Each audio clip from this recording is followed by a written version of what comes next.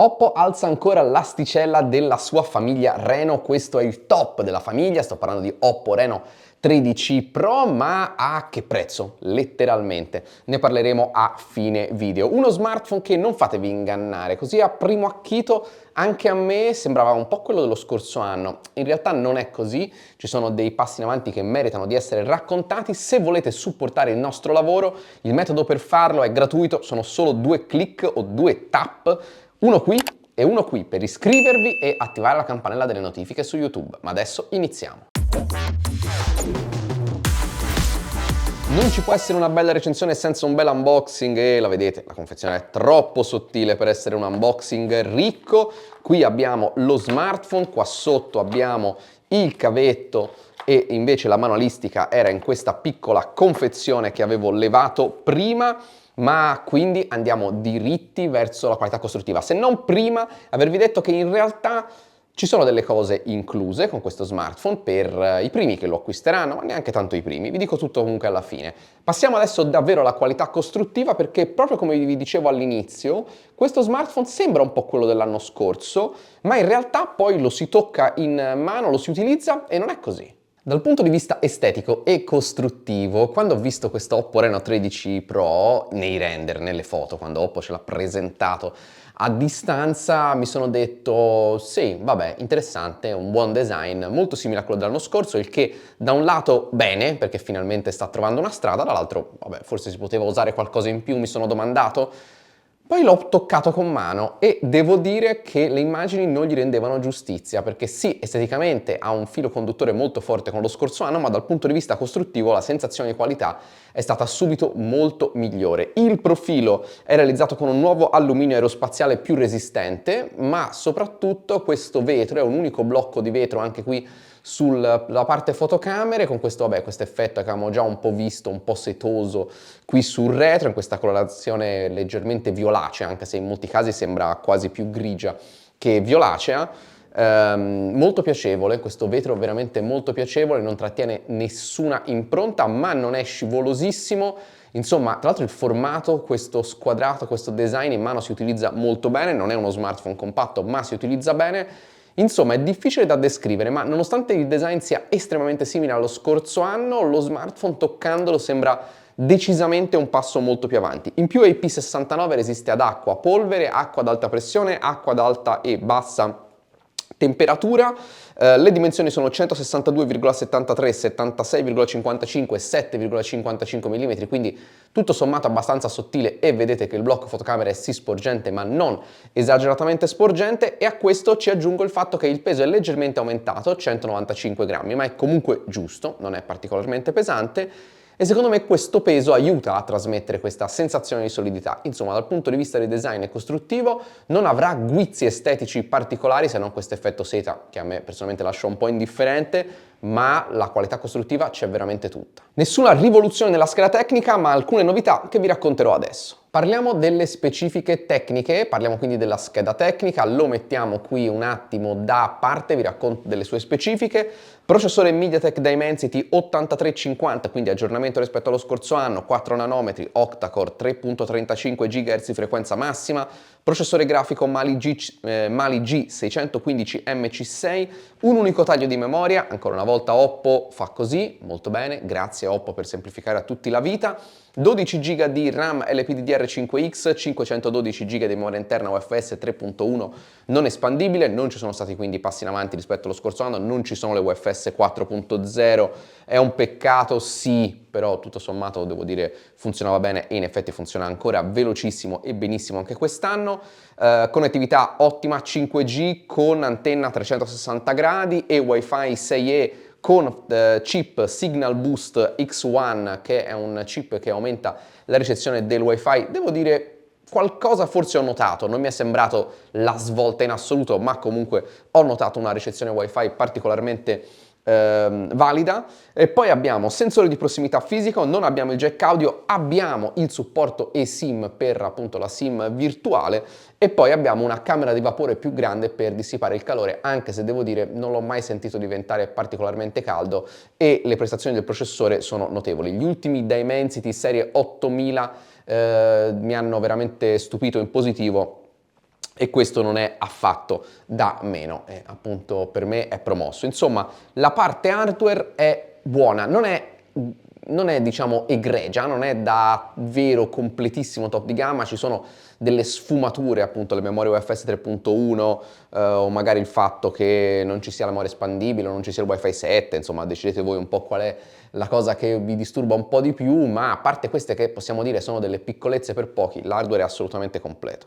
Il display di questo smartphone è ancora una volta molto interessante, non per chi ama magari i pannelli piatti, ma adesso vi racconto tutto. Il pannello frontale riceve un bel upgrade in termini di risoluzione, ora è 1.5K, ovvero 1271 x 2800 pixel, è un AMOLED, non è LTPO, quindi 60, 90 e 120 Hz sono gli step, non è appunto un LTPO, non ha ricevuto un aggiornamento in tal senso, 6.83 pollici, è enorme con bordi veramente molto sottili e devo dire guardandoli, apriamo anche il Play Store per farveli vedere meglio, sono veramente ben fatti e direi a scanso di essere offeso in qualche modo e smentito, posso dire con abbastanza certezza che questi bordi sono non solo sottili ma anche simmetrici. Il vetro è appena curvo sui quattro lati, non è completamente piatto ma diciamo che è quasi solo il vetro ad essere curvo, in realtà è anche leggermente il display ma non tantissimo,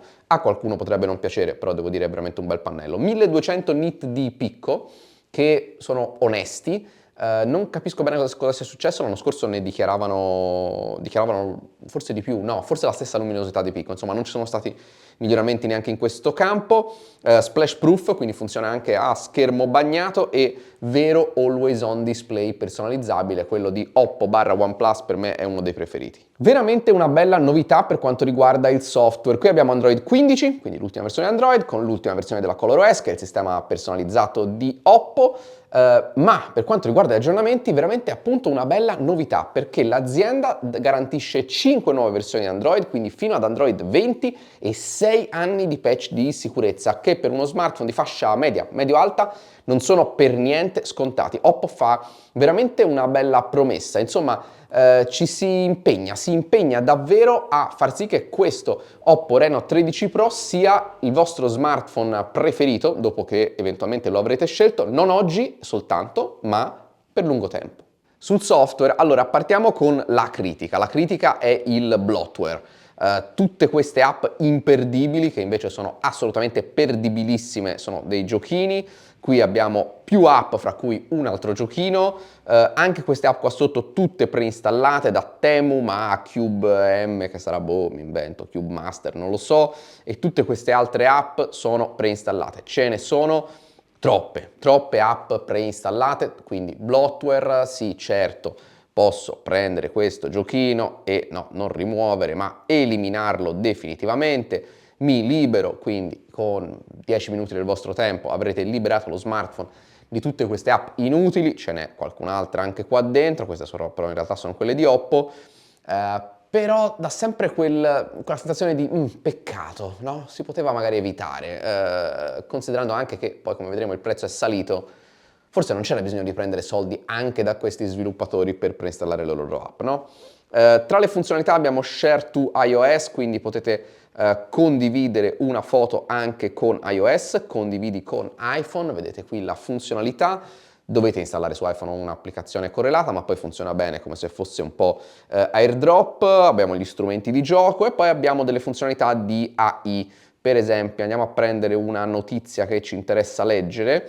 Se scorriamo qui abbiamo il riepilogo AI, saltiamo la pubblicità, non vorrei che interferisse. Funziona discretamente, un paio di volte mi ha voluto dire no, questo non te lo so riassumere, non so perché, ma per il resto ha funzionato bene.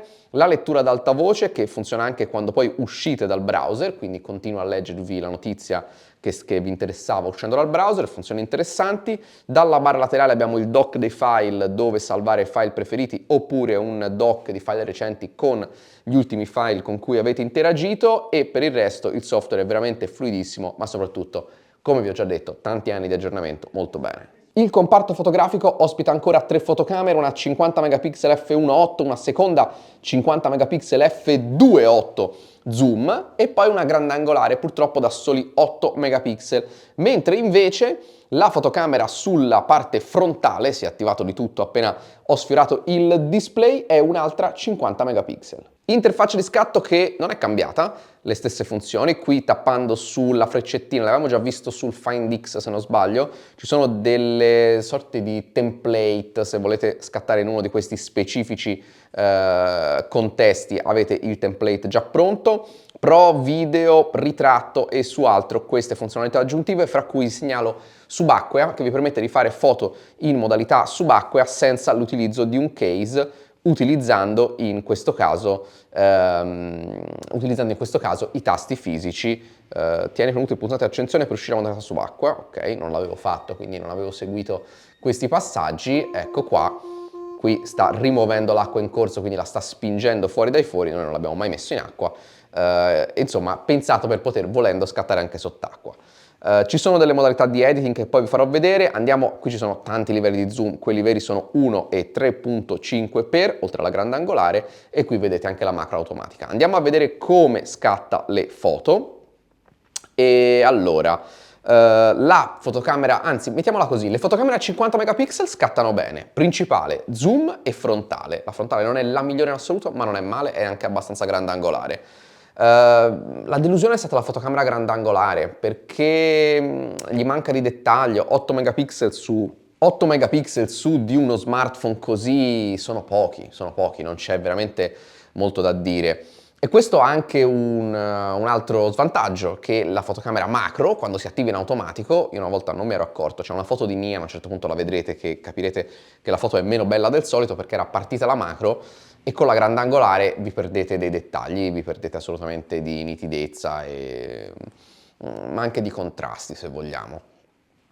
Per il resto la fotocamera principale è veramente molto buona, mi ha sorpreso in particolar modo la fotocamera zoom, lo aveva già fatto l'anno scorso, era una 2x, quest'anno è una 3.5x, molto buona anche per i ritratti devo dire, quindi da questo punto di vista bene.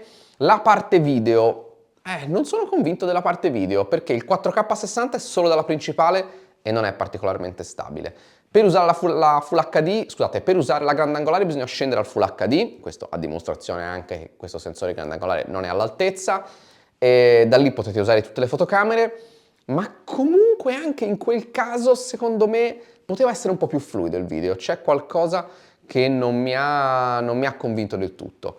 In sostanza mi aspetto un aggiornamento, degli aggiornamenti software che possano migliorare la parte video, perché così sinceramente mi lascia un po' con l'amaro in bocca, soprattutto vedendo cosa invece può fare la fotocamera, che è assolutamente molto valida. Vi faccio vedere un paio di funzioni della modalità AI. Se andiamo qui su modifica c'è l'editor AI dove abbiamo la rimozione dei riflessi, la rimessa a fuoco che non sempre è efficacissima, aumenta la nitidezza.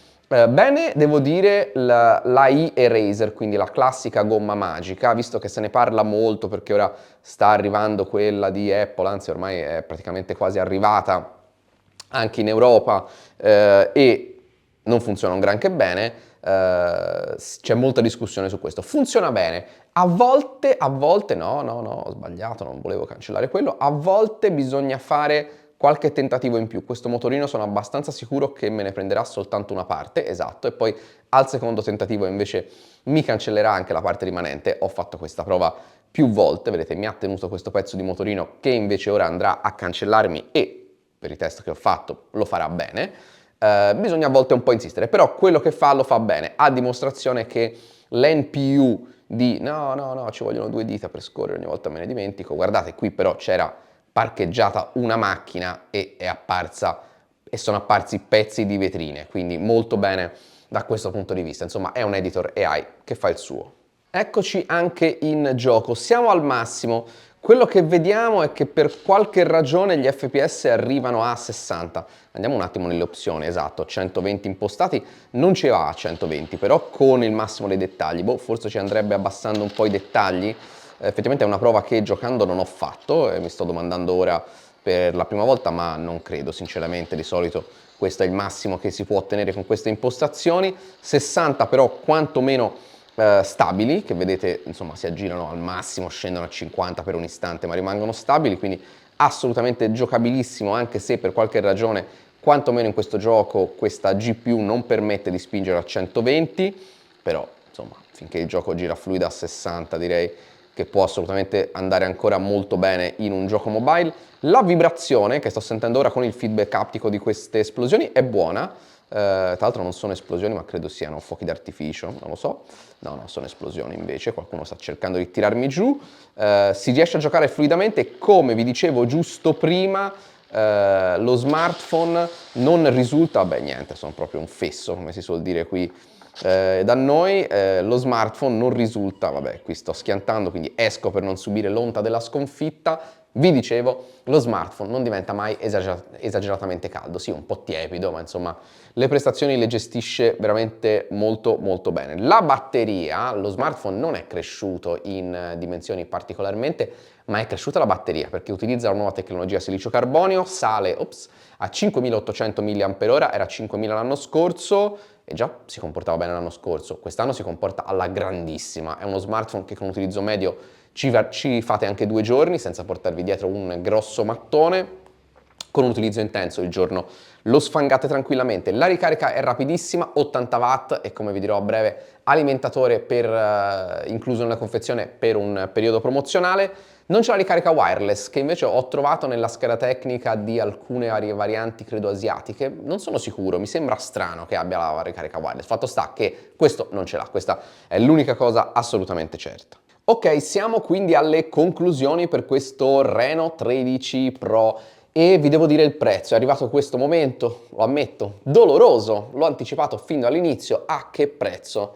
La risposta è 799 euro. Per me sono troppi, senza mezze misure, sono troppi, anche perché l'incremento rispetto allo scorso anno è di, mi pare, 200 euro, da qui capite appunto che il salto è veramente quantico.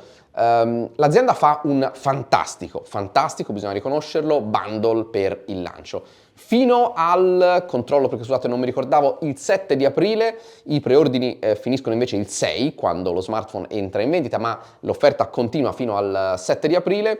Questo smartphone sarà venduto a 799 euro con un Oppo Watch X2 su cui non ho visibilità al momento, ma al 90% è la versione Oppo di questo smartwatch OnePlus che ho al polso, che ho amato tantissimo, e infatti ce l'ho appunto ancora al polso.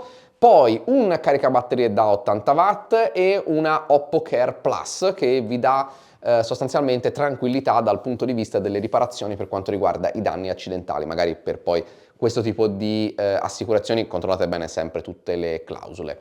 Insomma, se eravate interessati all'avere un caricabatterie veloce, magari non ce l'avete, uno smartwatch Wear OS veramente al top, non l'ho provato ma 99 su 100 sarà la versione Oppo di questo dispositivo, questo bundle 799 euro è veramente ghiotto. Per tutti gli altri però, per quelli che uno smartwatch non lo stavano cercando e che sì, magari ne godrebbero dall'acquisto ma non avrebbero speso quei soldi in questo momento, la cifra richiesta per questo smartphone è troppo alta, c'è poco da dire. È uno smartphone che però è valido e quindi secondo me riguardate questa recensione quando magari ci saranno delle altre offerte, il prezzo sarà sceso, qualche Prime Day, qualche altra offerta, spesso gli Oppo finiscono in queste promozioni e allora sì che i prezzi iniziano a diventare un po' più ragionevoli e quindi interessanti. Grazie per essere arrivati fino a qui, questa recensione è stata fatta senza il contributo di Oppo, se non per il sample che ci ha inviato, ma non ci ha dato indicazioni editoriali, non ha visto questo video, lo sta guardando per la prima volta insieme a voi e non ha fornito compenso economico. Grazie per essere arrivati fino a qui, se non l'avete mai fatto iscrivetevi al canale, attivate la campanella delle notifiche e noi ci vediamo a un prossimo video.